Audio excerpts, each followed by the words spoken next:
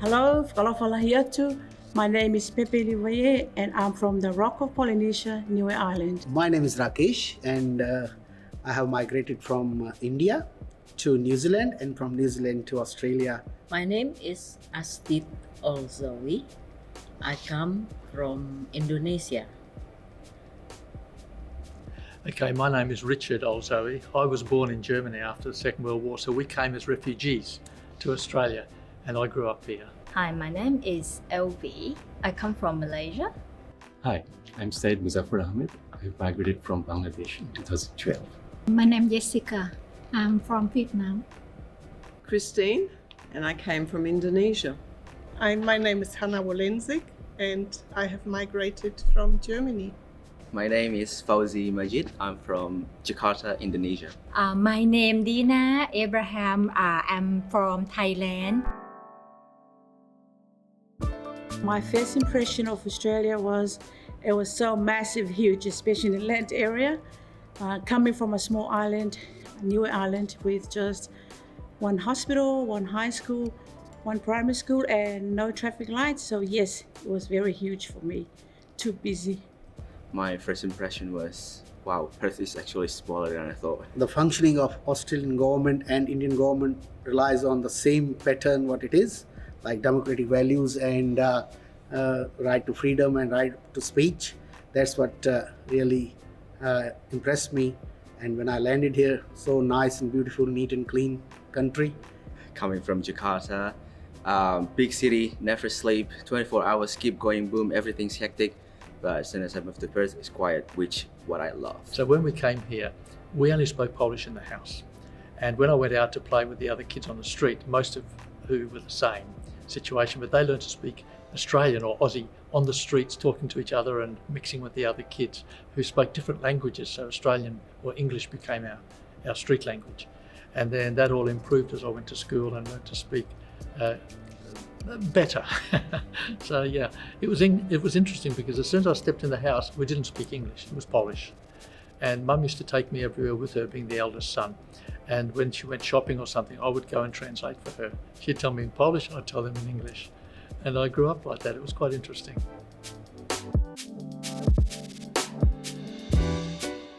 Married to Australia citizen man.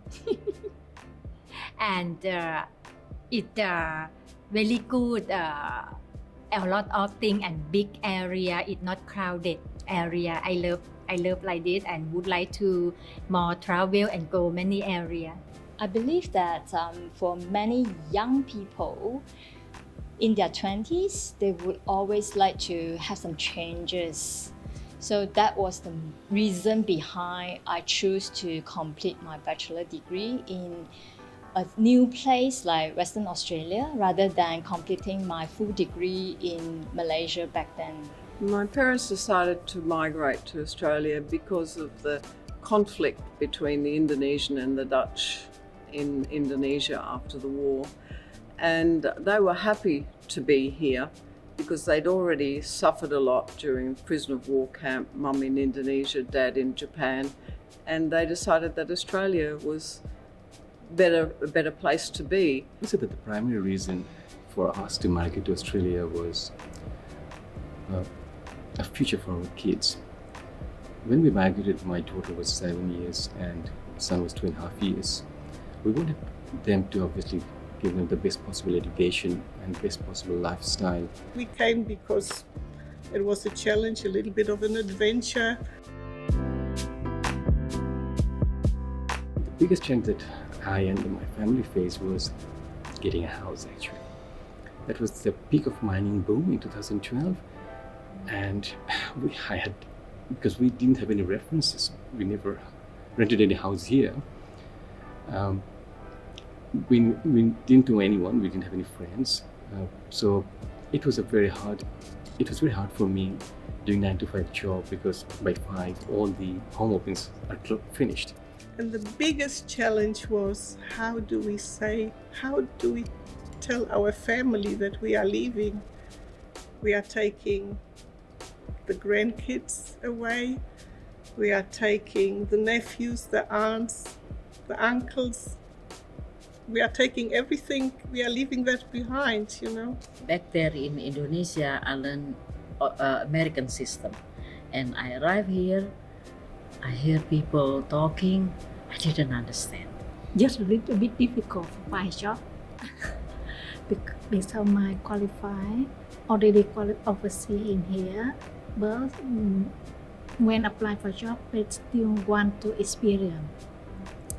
Had lost experience, but they just want experience and work in here. So within both our families, migration was always part of our story.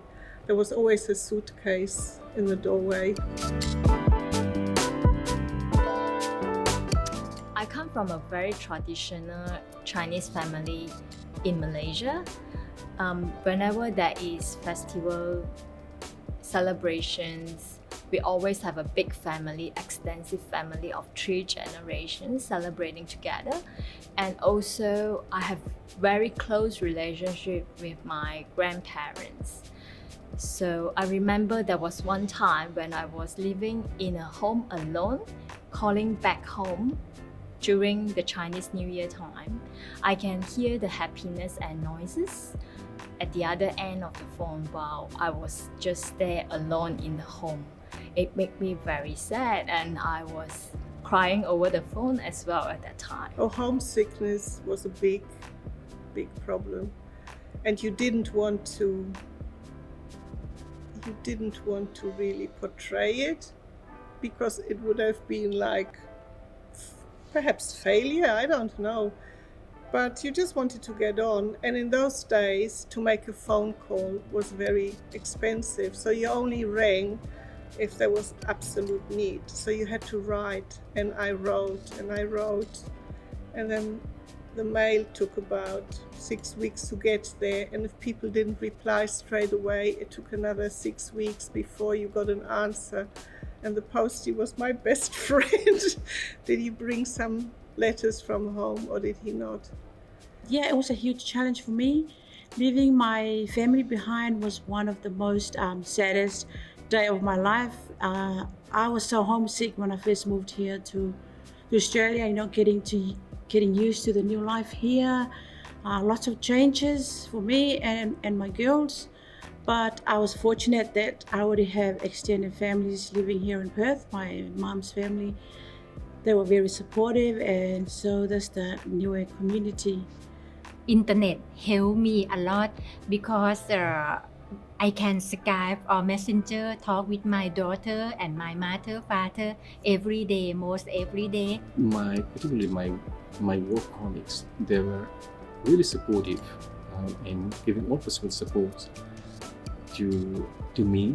I would say that mentally, as well as also taking me to various home opens and to various, even to, you know, showing me where to do the groceries and all those stuff. So that really, I would say that really took a lot of anxiousness, anxiety from me.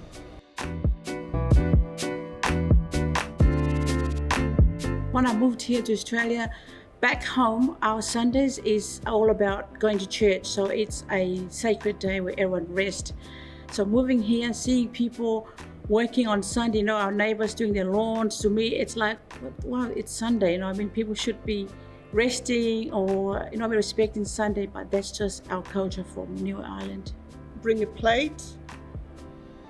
Didn't know. I thought, well, poor people, they haven't got enough cutlery and they haven't got enough plates. My housemate quickly bring a glass of water from the tap to me. It was first culture shock to me because in my own country, in my own culture background, I don't drink tap water, and all the time for myself, I only drink warm water or boiled water. I didn't know Vegemite existed, and I thought it was plum jam. So without, you know, anyway, so I put it on like you would put plum jam on a piece of toast, and I didn't notice the horrified looks from the family. And in those days, and I just bit into it, and I thought, what a horrible thing to eat. One of the pieces of advice I would give them is to mix more, because what many of the newcomers do is find people from the same origins and they get together and they don't mix so much. When they get together, they speak their old language. So my advice is mix more with people. To get yourself involved with people, your neighbours, your friends, just school. Learn to drive, because if you are thinking about that you like to be independent, you would like to find a job, first you must speak English properly, fluently, and then you get your license, driving license, so you can go everywhere. That's the key. We went to the Kenwick and Gosnells Library. We became members so we can have free access to the computers, internet, other activities, and also to know when the events were held and that. So that was really good for me, really helpful. Be positive, never too old to learning new thing. Even me, I still learning every day. Yeah.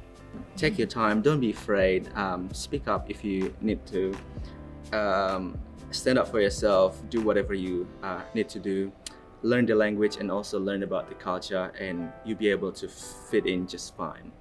Yep. Watch TV. So I learn a lot when I'm watch TV. I learn something. I can know about new, improve my language, everything. This one.